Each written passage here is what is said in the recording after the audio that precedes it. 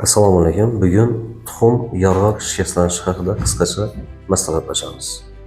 Sport bilan shug'ullanganda yoki futbol o'ynaganda qattiq tegib ketishi natijasida yiqilib tushishida yoki travmadan keyin kuzatiladigan holat hisoblanib, klassifikatsiya bo'yicha ikkita turga bo'linadi: ochiq va yopiq jarohatlanish.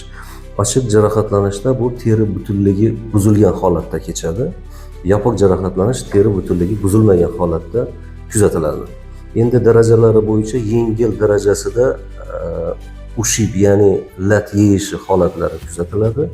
O'rta darajasida kichkina gematomalar tuxum butunligi buzilmagan holatda kechadi.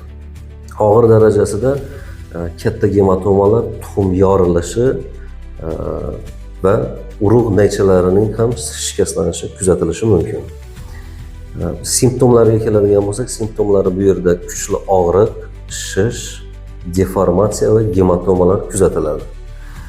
Bu holatda birinchi navbatda urolog shifokor bilan maslahatlashib, o'z navbatida ultratovush tekshiruvi, dopplerografiya tekshiruvlari o'tkazilib, davo muolajalari qilinishi shart. Asoratlariga keladigan bo'lsak, o'z vaqtida davo muolajalari qilinmasa, keyinchalik bepushtlik kasalligiga olib kelishi mumkin. Esda tuting, ota-onalar, o'g'lingiz bo'lgusi otadir. Uramax Med Center bizning vazifamiz va bizning maqsadimiz sizning sog'lig'ingiz.